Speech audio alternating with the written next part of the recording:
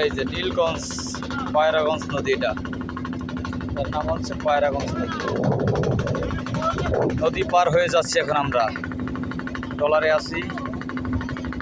এই যে দেখুন কত বিশাল নদী, এখানে এমাদা থেকে ওমাদা দেখায় না, ওই যে ছোট ছোট দেখা যায় ওটা হচ্ছে ফেরিঘাট।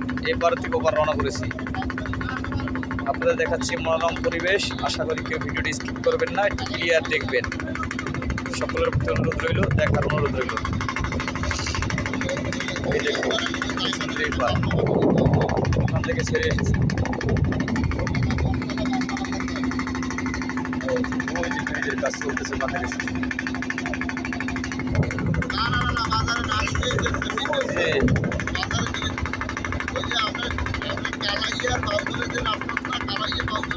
এখান থেকে ছোট ছোট গ্রামের ছোট ছোট কিছু দৃশ্য দেখা যায়, এত ক্যামেরায় উত্তর নাও পেতে পারে, অবশ্যই দেখবেন। কিন্তু এখান থেকে এই যে আপনার ওপারের ঘাটটা, এই ঘাটে গিয়ে আমরা থামবো। ঠিক অপোজিট ওই সাইডে যেগুলো দেখছেন, এখানে ব্রিজের কাজ চলতেছে, পায়রাগঞ্জ ব্রিজের কাজ। ইনশাল্লাহ কিছুদিন করার মানুষের এই দুর্ভোগান্তি থাকবে না, ফেরি করে আসতে হবে না, সবাই ব্রিজ পার হতে পারবে। এই যে অনেক বিশাল।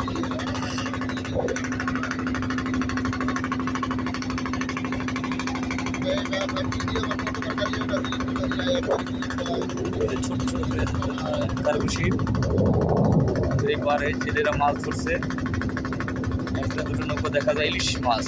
আর একটা বড় নৌকা, এই যে এই নৌকাটা একটু বড়, এটা মাছ ধরা নৌকা। এবং যেটা দেখা যায় এটা একটু মাছ ধরা নৌকা, কোনারে ওই যে ছোট্ট একটুখানি দেখা যায় ওটা একটা মাছ ধরা নৌকা। আরও মাছ ধরা নৌকার অভাব নাই, এদিকে ওদিকে অনেক আছে মাছ ধরা নৌকা। তবে বিশেষ করে আমরা নদীপথে যাত্রা করতে একটা বিশেষ আনন্দ। যারা নদীপথে ভ্রমণ করতে ভালোবাসেন অবশ্যই আসবেন, দেখবেন যে নদীপথে ভ্রমণের কত শান্তি। মৃদু মৃদু রৌদ্র, সঙ্গে হালকা বাতাস, এক কথায় অসাধারণ একটা পরিবেশ, যা বলে বোঝানো যাবে না যারা নদী ভ্রমণ করেননি। এটা হচ্ছে ট্রলার আমাদের।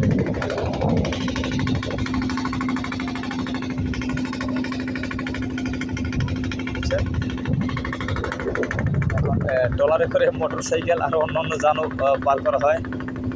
একটু কাছে এসে দেখাচ্ছি, নদীতে জাল ফেলেছে, জালের ফ্লোট যেটাকে বলা হয় ফ্লোট। এই যে ড্রাম, অয়েল ড্রাম দিয়ে ফ্লোট বানিয়েছে। এটা এই যে দেখুন ওই ছোট্ট সাদাটা, এটা হচ্ছে ফ্লোট। আর এটা হচ্ছে যেটাকে জেলের ভাষায় বলে নাওরি, ঠিক আছে? এই যে জালের আসল বা নাওরি যেটা বলে, আর দেশের ভাষায় কী বলে জানি না।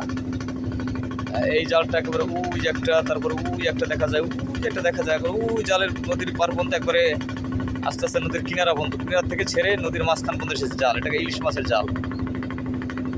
এই নদীতে ইলিশ, পাঙ্গাস, বোয়াল আর অন্যান্য বড় মাছ পাওয়া যায়। তবে আমরা এই নদী দেখানোর জন্য আপনাদেরকে এসেছি, মাছ দেখাতে পারবো না, কারণ এই জাল যখন পানি উল্টো স্রোতে দৌড়বে তখন জাল টান দিবে, ততক্ষণ হয়তো থাকা সম্ভব না, দেখানো সম্ভব না। এই যে সবার প্রতি অফুরন্ত শুভকামনা রইল। ইনশাল্লাহ সবাই একটু চেষ্টা করেন ভিডিওটা দেখে কমেন্ট করার জন্য, নদীর পরিবেশ দেখতে কেমন ভালো করে একটু জানাবেন।